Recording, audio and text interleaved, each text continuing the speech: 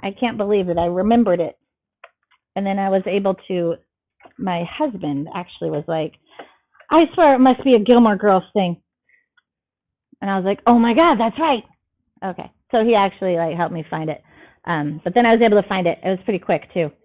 All right. So we're talking about sampling today, and we want to determine whether samples are biased and unbiased and how we use that sample information to make predictions. And so we are talking today about a population. A population is an entire group of people or objects. An entire group of people or objects. And so, for example, when we talk about a population, that most generally could just be the population of the United States.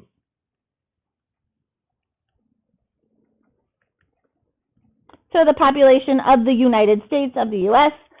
And so that could be the whole population we're talking about, but of course I could talk about the population of the world. I could talk about the population in Europe. I could talk about the population of Mexico. I could talk about a lot of different populations. We can also refer to a sample of that population, and a sample is part of the population. And so if I'm talking about the whole population of the United States and I want a sample, I could maybe just sample the residents of Florida.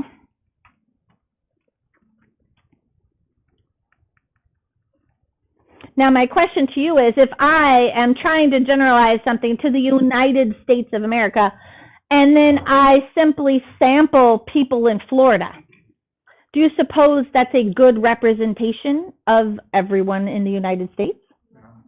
Probably not, because Florida is really a heavily retired population. It's also pretty red, Republican, all right? And you think, I mean, you said yourself, you don't think that that's a good representative. The same is true if I were to say, hey, I want to generalize to the entire United States, but then I'm just going to ask the people living in San Francisco, California? Would that be an accurate representation of everybody in the United States? No. Probably not. Again, San Francisco goes entirely the other direction. Everyone is working in the computer industry, and they are young and highly educated, not retired, and very, very progressive. And so that's not a good sample either. And what we want to strive for is an unbiased sample. An unbiased sample is representative, representative, representative of the larger population. A unbiased sample is representative of the larger population. And I just have to say, when you think about, you guys are still young, so this is not on your brains every day, but when you think about our government and our Senate, so how many people are in the Senate? 100. 100 people are in the Senate, all right? And when you think about those 100 people, I should have a picture. I'll look it up. I'll find a picture. Do you think that they're representative of the population of the United States? When you look at them, they are predominantly old white men. That's it.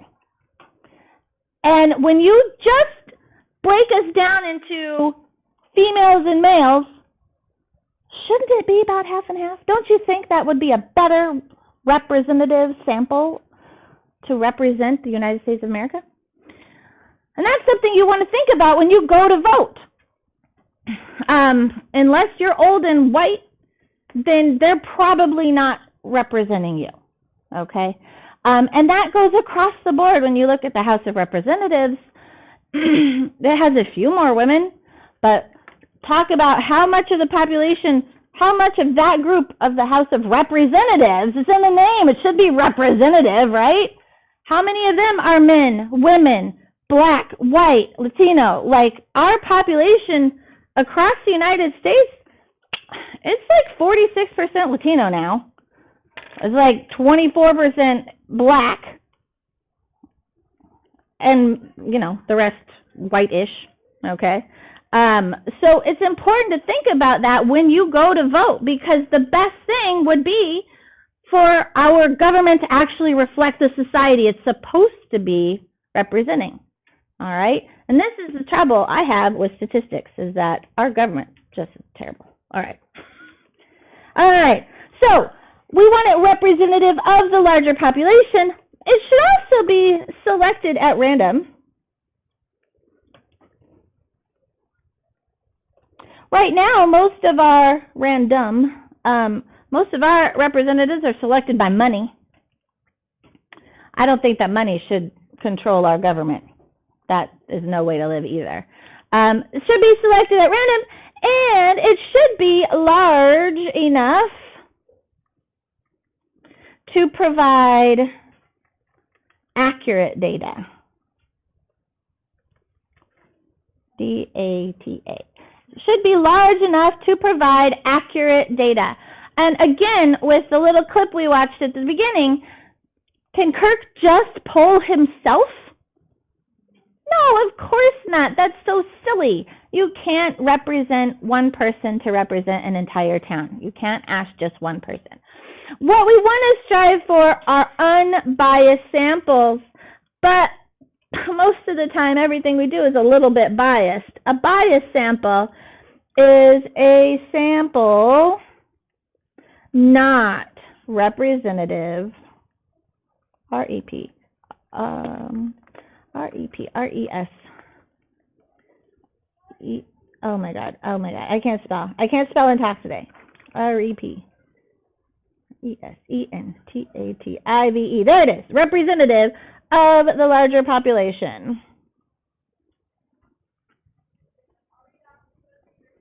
A sample not representative of a larger population, and it favors certain parts. So again, I got to go back to our government. Those old white men are certainly favoring their balance books, their checkbooks. How can I make money off of this? They're doing insider trading, insider betting. Like, it's unbelievable what's going on, and it's just totally awful. So everything they do is biased. All right, we want to determine whether each sample is biased or unbiased and explain why. So, number one, to estimate the number of students in your school who play a sport outside of school, maybe like a club team, you decide to survey the players on the boys' baseball team. Biased or unbiased?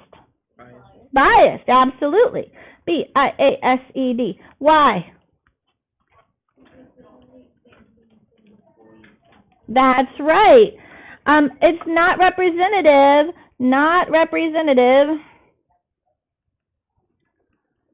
of the whole school. It's only asking the baseball team, and not only that, just the boys. All right? So they need to ask a whole different group of people, get all those other little subgroups within that population. All right, number two, Katie would like to approximate the number of students in her school that own a pet. She decides to survey 5 students in her homeroom. Biased or unbiased? Biased, absolutely. Why is it biased? Only 5 people. That is not large enough. Absolutely, not to mention only her homeroom. Like, she didn't even ask people in her first period, right? So you can't just ask one group of people. Oops, dang it. I hate when I accidentally hit the wrong button.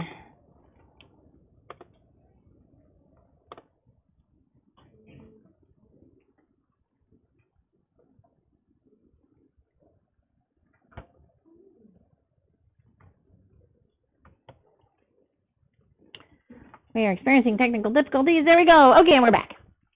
All right.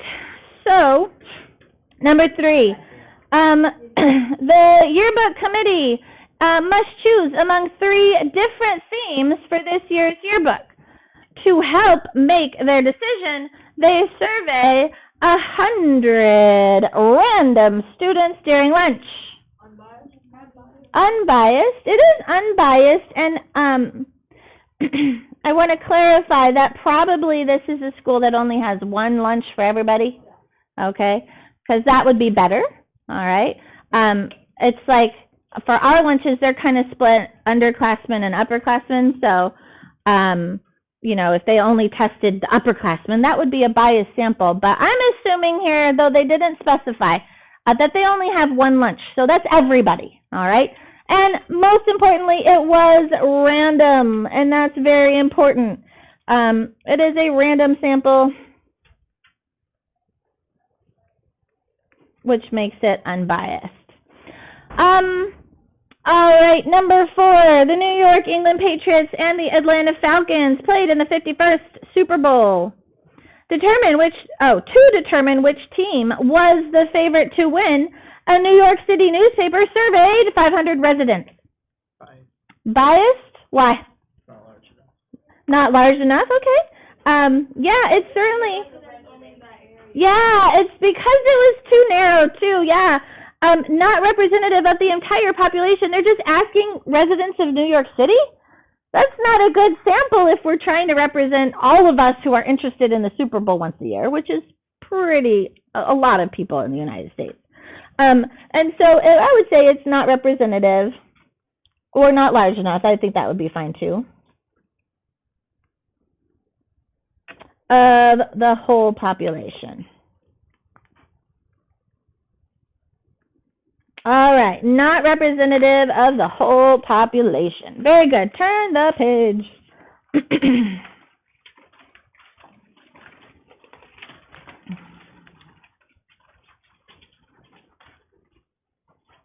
All right. So we can use the results of unbiased samples to help us predict outcomes. The results of an unbiased sample are proportional to the results of a population. You can use that unbiased sample to make predictions about the population. Of course, biased samples should not be used to make predictions or even make exclamations about things, like what I see on the news all the time. When they say, like, oh, 25% approve of this bill and 75% disapprove. How many people did you get info from? Like, seriously? 4? Like, it's just not enough, all right? They need to tell me how many people they actually surveyed for me to buy it at all. So I wish that you guys would be informed like that, too, and know what things you can trust and what you can't trust. And I think the local news surveys like that, I just can't trust them. All right, let's look at number 5. Members of the marching band plan to sell cookie dough to raise money for their new uniforms. They survey 60 students at random. Biased or unbiased survey? Unbiased. This is a good survey. To determine their favorite type of cookie, the results are shown in the table below. So you can see that we had 21 people prefer chocolate chip and 18 prefer sugar. In total, they surveyed 60 students. So if you add all those up, there's 60 of them there, 60 different votes. What percent? We want a percentage. What percent of the students prefer sugar cookies? What percent of students prefer sugar cookies? Well, can I start with a fraction, though? What? Hey, thank you. 18 out of 60. 18 winners out of 60 questions there. So we get 18 out of 60, which is 0.3. How do you convert that to a percentage? 30%. You times 100, which turns out to be 30%. Whoops. I meant to times by 100. Times by 100. There we go, 30%. Okay. What percent of the students prefer chocolate chip or peanut butter cookies? How do we figure out that fraction? How'd you get 33? Yeah, we're adding 21 and 12 together. That gives us 33 out of 60. Very good. 33 out of 60 is the fraction. 0.55 is the decimal. And times 100, we get 55%. Just over half the population prefers chocolate chip or peanut butter. All right. Letter C, if the band orders 500 tubs of cookie dough, how many of those tubs should they buy of sugar cookies? 30. Not 30. So how many people like the sugar cookies? 30%. So 18 out of 60, which is 0.3 or 30%, prefer the sugar cookies. So it stands to reason, what'd you get? 150. Yeah, it stands to reason that I want like 30% of those 500 tubs. So I'm going to do 0.3 times those 500 tubs, TUBS. I want 30% of those tubs to be sugar cookies. So 0.3 times the 500 is 150 tubs of sugar cookies. All right, so we can use those percentages, we can use that probability to tell us how much we should get of something, which is kind of nice. Number 6, 75 random 8th graders were surveyed to see how many text messages they send each day. The results are shown in the table. All right, I have a question. How many of you send 0 to 25 text messages a day? Okay. What about 26 to 50? Wow, that's a lot. 51 to 75? 76 or more? Anybody? Yeah. Holy moly. All right. That's a lot. Okay. I don't even talk to my husband that much a day. He's like, hey, good night. Say 75 words. All right. So what percent of students send 51 to 75 text messages each day? Can we get the fraction first? How many people did they ask? 75. 75. What's our fraction? That 25 out of? 75. 25 out of 75. Very good. Fraction first. So we get 25 out of 75 is 33.3%. If we times by 100. What percent of the students send no more than 50 text messages? What does that mean, no more than 50 text messages? 0 to 50. Yeah, no more than. So at most 50 text messages. So no more than means we want to add everything 50 and below together. So that would be 18 out of 75. Let's see, 18 out of 75 was 0.24, which is 24%. Let us see, if there are 450 total students in the 8th grade, how many would you expect to send at least 76 text messages?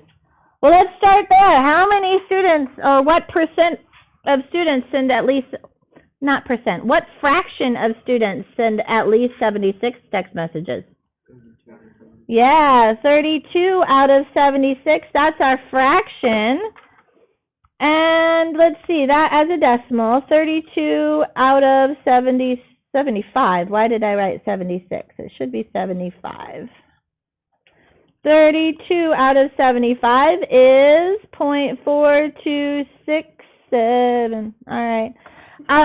So that's about 42%, about 43%, a little less than half. Okay. Well, if I want to know how many people that is out of 450, I just have to multiply. So 0.4267 times the 450, and I'm just going to take my decimal and do times 450 because it's going to pull the whole decimal, which is 192 students. So that is our fraction of that population, 192 students. All right, do you guys have any questions for me? Okay, super. Go ahead and I'll pass out your worksheet.